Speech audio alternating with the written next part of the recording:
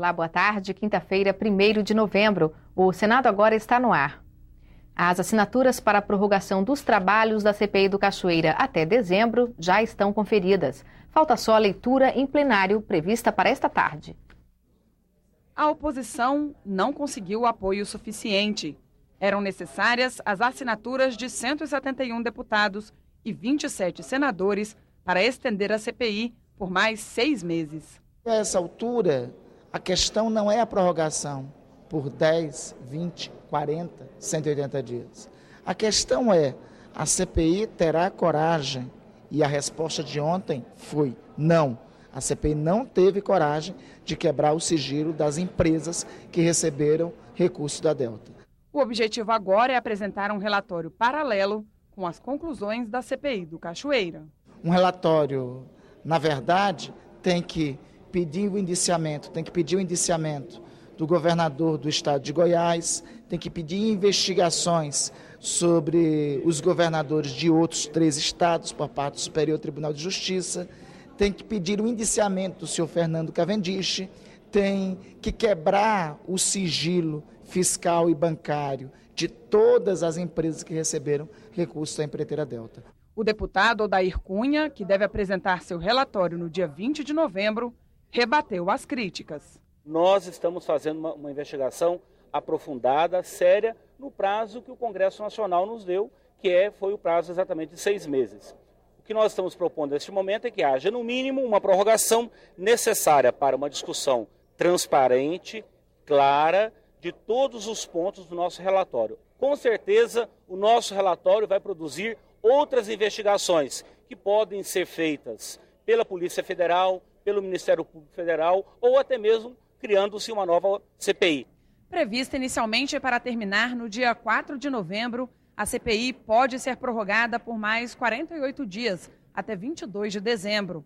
O pedido protocolado nesta quarta-feira pela base do governo deve ser lido no plenário do Senado nesta tarde. Mas o prazo extra é apenas para a leitura e discussão do relatório. Não haverá apreciação de novos requerimentos. O conflito de terras entre índios e fazendeiros no Mato Grosso do Sul foi tema de audiência pública nesta quinta-feira na Comissão de Direitos Humanos. Senadores e convidados concordaram que a União deve assumir a responsabilidade de resolver os conflitos entre os Guarani Kaiowá e os donos de terras. 170 índios Guarani Kaiowá ocuparam uma fazenda em Iguatemi, cidade do interior do Mato Grosso do Sul, há um ano. Em setembro, os proprietários da terra conseguiram uma decisão judicial para retomar a posse.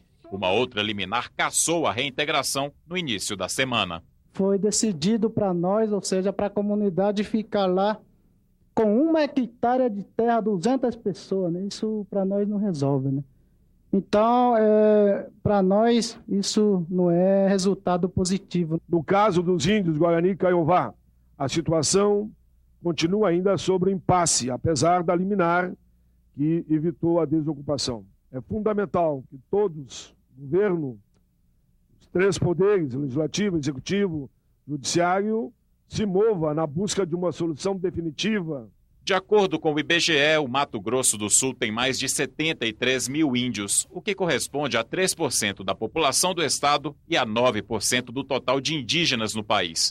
Eles ocupam pouco mais de 30 hectares, o que corresponde a 0,1% do território sul-mato-grossense, e reivindicam 38 terras. Apenas 11 já estão regularizadas e em posse das tribos. As outras ainda estão sendo disputadas com fazendeiros que têm a propriedade legal. Disputas que já levaram a 75 assassinatos de índios nos últimos 2 anos e a 555 suicídios desde o ano 2000. Isso é uma questão que a gente tem começado a discutir no governo federal. Obviamente, isso a gente tem que conversar com o Ministério da Justiça, com a Advocacia Geral da União.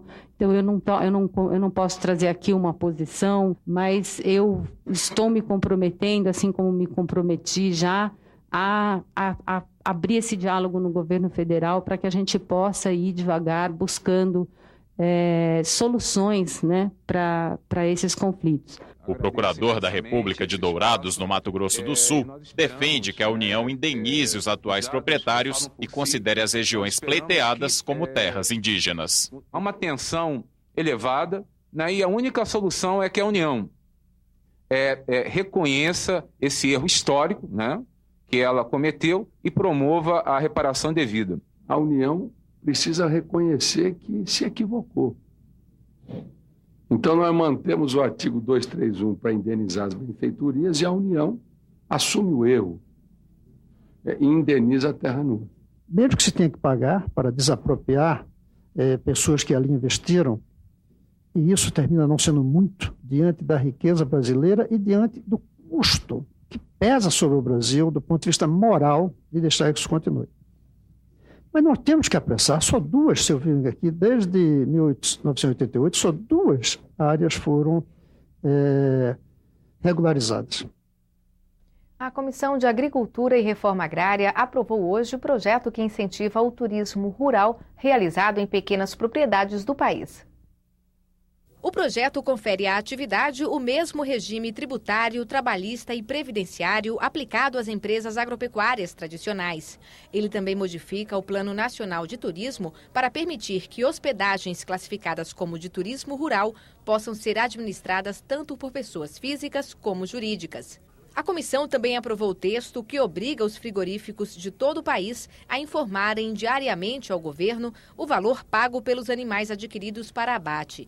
O objetivo é proteger os produtores de carne bovina e suína. Para evitar a questão do abate clandestino, para ter um controle maior sobre a qualidade dos animais e para ter também informações sobre o mercado. Porque, às vezes, com a concentração dos grupos econômicos, você pode prejudicar o produtor, seja de suínos, seja de bovinos. A comissão aprovou ainda projeto que prevê pena de 3 a 6 anos de prisão e multa para quem falsificar ou contrabandear agrotóxicos. Os senadores também votaram a criação do Fundo de Apoio à Cultura do Caju. Para que a gente possa dar sustentação àquela cultura que tem tirado pessoas do Nordeste da marginalização. Ele é muito importante para que a gente possa cada vez mais incrementar a cultura do caju no Nordeste para atender a milhares de pequenos produtores, agricultores com especialidade dos assentados da reforma agrária brasileira. A Comissão de Agricultura também aprovou o projeto que autoriza o cultivo de cana-de-açúcar em propriedades localizadas em área de cerrado e campos gerais na Amazônia Legal. A proposta não prevê abertura de novos locais para o cultivo, e sim o uso de áreas consideradas subutilizadas pela agricultura. A matéria segue agora para a Comissão de Meio Ambiente, onde será votada de forma terminativa. Música tradicional do Mato Grosso do Sul, o Parque dos Falcões, em Sergipe, entrevista sobre o orçamento da União para 2013 e reportagens do Legislativo brasileiro. Veja agora algumas estreias da TV Senado para este feriadão.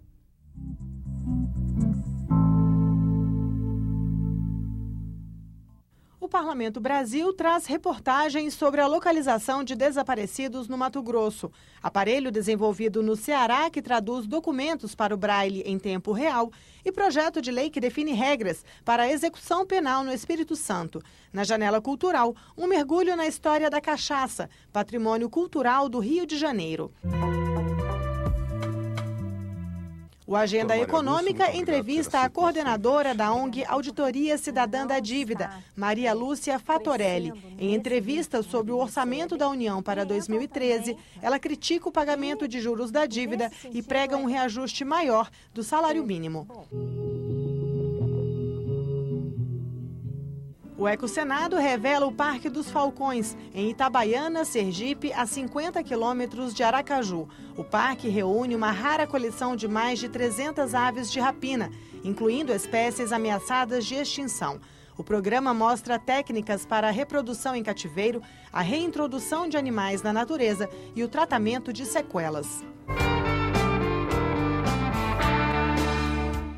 E o Espaço Cultural traz os violonistas Tico Rocha e Hugo César, acompanhando o acordeonista Maninho Rocha.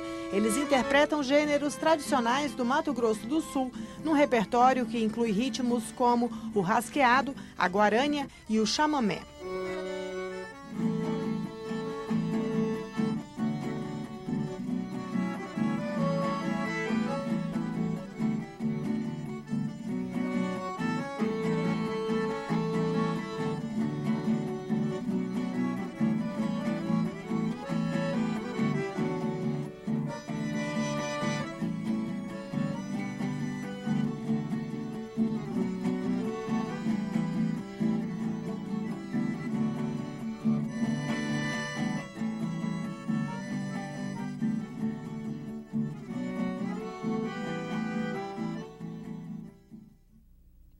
A gente termina aqui e assista a seguir a sessão plenária ao vivo. Para você, uma boa tarde e até o próximo Senado Agora.